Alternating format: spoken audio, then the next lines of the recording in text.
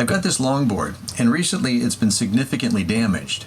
And I was going to bring it into the shop and have them make the repair, but then I thought, there's so many other repairs that have been done to the board and so many that really need to be done.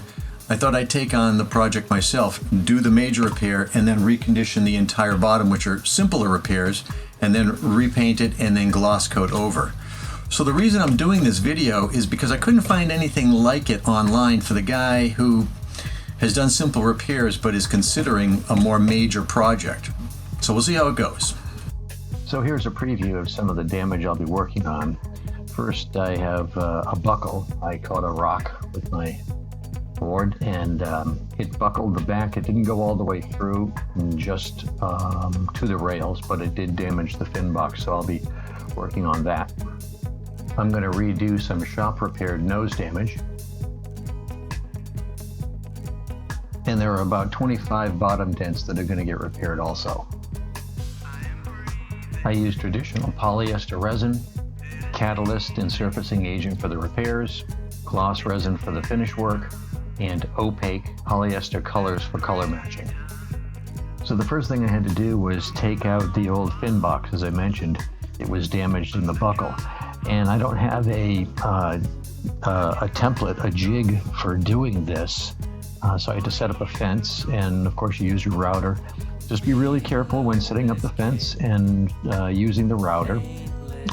Take small little nibbles and just keep on nibbling away. I was doing about 1/8 of an inch wide and 1/8 of an inch deep, and then I'd set the router for a little bit wider, and then I'd set it for a little bit deeper, and you just keep on going until you get to a point where you can start pulling out the pieces of the fin box, down in the bottom there. You'll see that in some of the video here.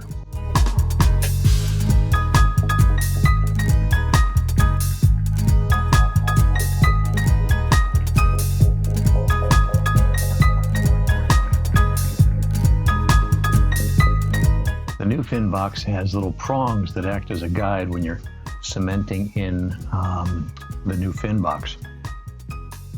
Here I'm just cleaning out the buckle crack with a Dremel tool and a routing bit.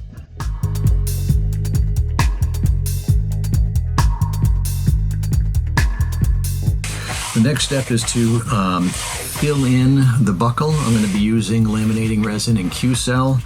But before I do that, I'm going to sand out the entire area that I'm going to ultimately that I will be glassing over.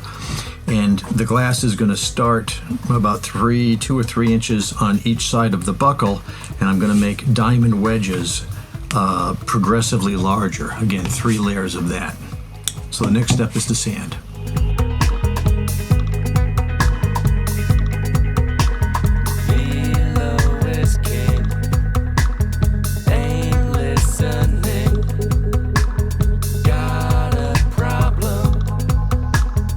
So I cleaned the area with acetone, then I used the orbital sander with 150 grit to take off all the glossiness of the finish. Then I used my grinder with 80 grit and lightly sanded, but I was very concerned about going through, so I switched over to hand sanding with the 80 grit, just to give some good traction for the bond with the new lamination of the glass. So now, filling the buckle. This got complicated, and it didn't come out that good. I mixed up the resin and the Q-Cell to a mayonnaise-y consistency. Then I added some colors, trying to match the lighter color along the stringer. Then separately, I had a mixture that was the darker gray-brown rail. I used 1.25% catalyst. The temperature in the room I was working in was about just a little under 70 degrees.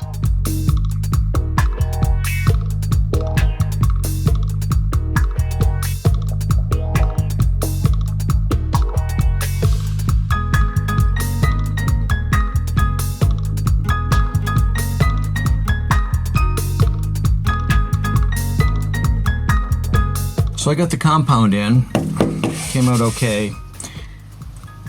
But I'm disappointed in the color match. I had actually tried to color match it, and it was much darker. It dried much lighter. So I know it's hard to match colors. I've got a beige here and sort of a grayish beige on the rails, but I'm going to actually rip these pieces out here and do those pieces over again. I know it's impossible to match perfectly, at least for me, but I'm going to do better than this.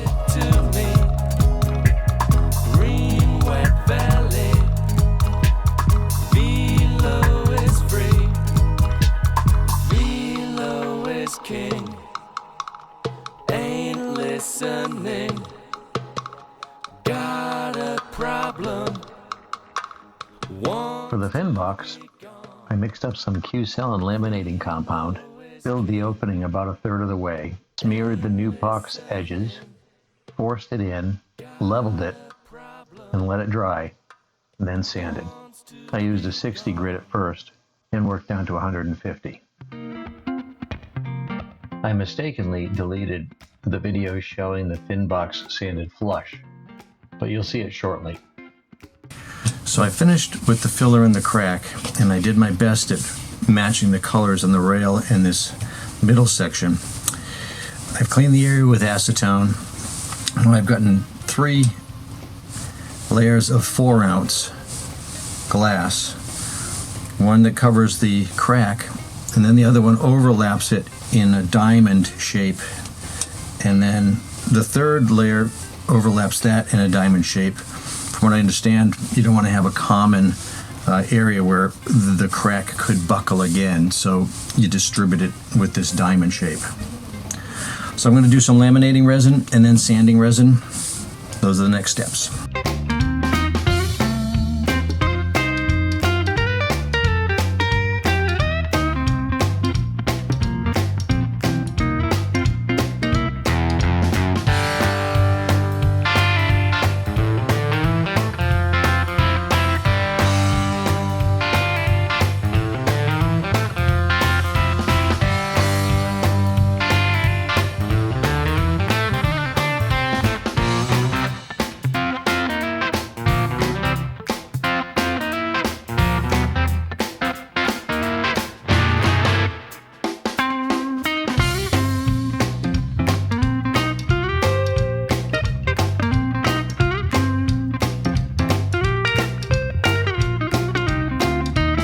For the sanding on the buckle repair, I started with the orbital sander with an 80 grit, and I moved up to 150 grit, and then I finished with a 220 grit. There'll be more sanding later on for the gloss coat to be done. And here's what it looks like cleaned up. And that was done with 3 layers of 4-ounce E-glass. So here's the next repair in the project, the nose damage. This shows the original nose damage when someone's fin cut through my nose. The shop that did the repair did a good job glassing, as I mentioned, but the color wasn't what I was looking for. So I'm going to redo this. I'm going to route that out and then fill it and match the color, and then glass over it with 2 layers of 4-ounce.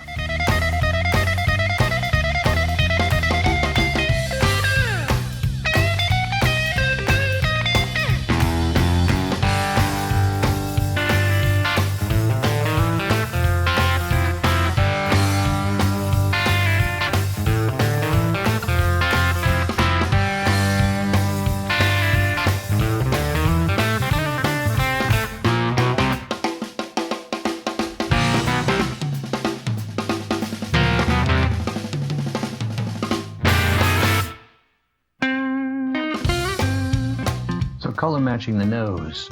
Given the hassles I ran into earlier, I decided to take a different approach.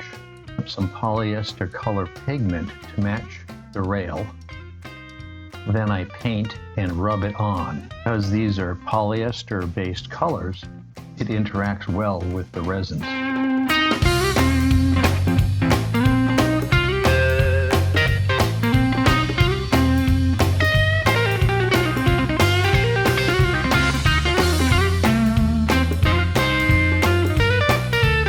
Glassing the nose, as I mentioned, I use 2 overlapping layers of 4-ounce e-glass.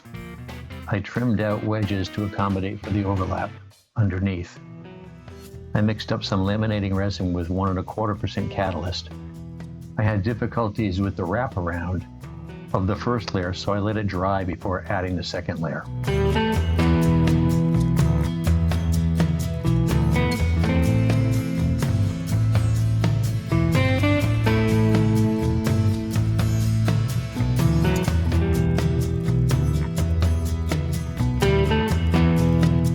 I'm mixing and applying sanding resin.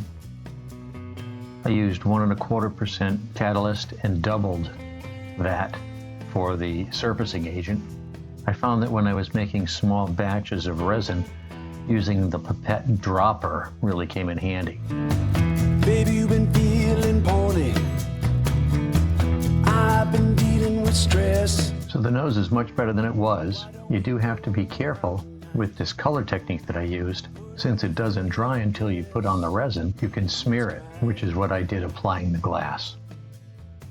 Then I moved to the bottom. As you can see, there were a lot of dents. In the interest of time, I'll just say that I filled most of the dents with filler, but on those dents that did break through, I put on 1 layer of 4-ounce glass. Then there was a lot of sanding. Next is the painting of the bottom panels. So to prepare for this, I sanded the entire bottom with 150 grit with the orbital sander. Then I scored it some more with 80 grit, going back and forth, making a crisscross pattern to give the paint something to really grab onto. Next is cleaning with acetone and masking the entire board. Let's drive into the night, into the light. Let's ride.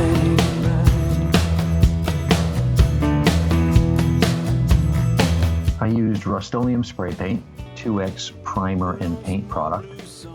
I put on 4 light layers, waiting about 2 minutes between each layer. It went on well except the last can spit. I can only assume I didn't shake it enough. But the sanding and gloss coat will take care of that.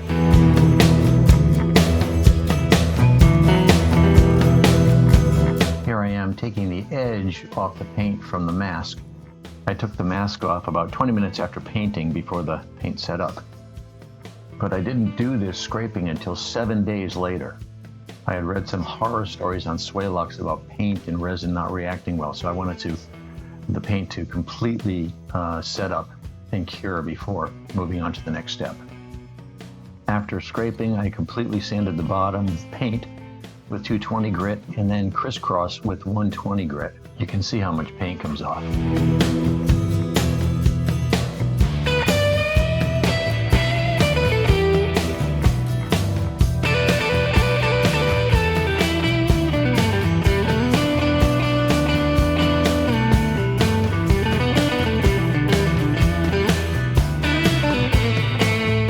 Glossing, I used twice as much catalyst. It was about 68 degrees here, so I used 2.5%. I used a good China bristle brush, and you can see I went up and down the board, did the edges, and then did a crisscross, trying to get good even coverage. I put good pressure on the brush at first, and then lightened up at the end. 30 miles from Santa Fe, bound for San Antone. So the gloss coat went on and it came up pretty good. Unfortunately, I did make a couple of rookie mistakes. First, I was told a pint was going to be enough gloss resin for this size board, which is 9'8". And it turns out I should have had more like 20 ounces instead of 16. They say to plan for 2 ounces per foot. And while I had enough coverage, I just felt like I needed more resin to work with. Second, I didn't pay enough attention to under the rails. My seam where the gloss resin and the masking tape met was very erratic and drippy. In the end, it just means more work for me taking it off with the sander. I did have some bubbles, which I'll sand out. And I have a very small area that I guess I just didn't get good coverage on. I don't know what else could have caused this. Now more sanding. I carefully sanded those rail drips with my grinder and an 80 grit. Then moved to hand sanding with 150 grit, and then 220, 320, and then getting into wet sanding with 320 and 400, and I think I went up to 600 on the rails. On the bottom, I used my orbital sander with 320 grit, the whole bottom, and then wet sanded with 320 grit, 400, 600, and 1,000. Now for compounding, I did 2 passes with Meguiar's Ultimate Compound.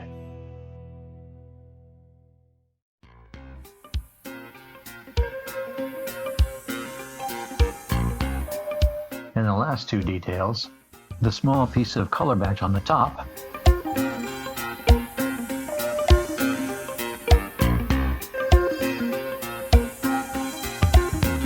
and finally the fin plug.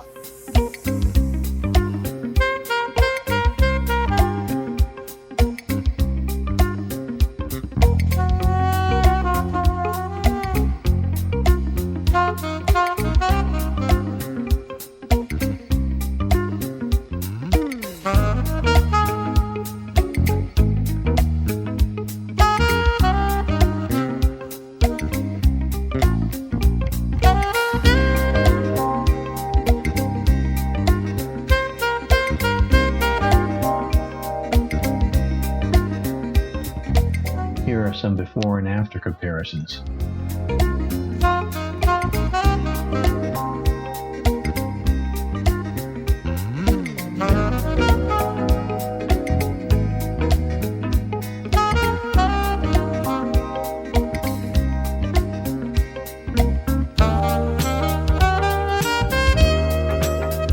So the project is complete. I'm pretty pleased with how it came out. It's not perfect, but it's a whole lot better than it was. Some of the takeaways for me are, like I mentioned earlier, color matching is murder. You think you got it right, it dries a different color, darker, lighter, more brown comes out, whatever. It's a real skill to do that. And the other thing is sanding. Sanding is a skill also. You think you have it just flush, and then when you clean up the board, you realize you really didn't get as flush as you thought. Even though you felt it, it still is just tricky. Or trying to remove lines so there's no ridges, you're sanding it and you just start to break through. So sanding, I spent a lot of time sanding this board, and it came out reasonably good, like I said, but it's tricky. So when I started this project, the board weighed 21.7 pounds.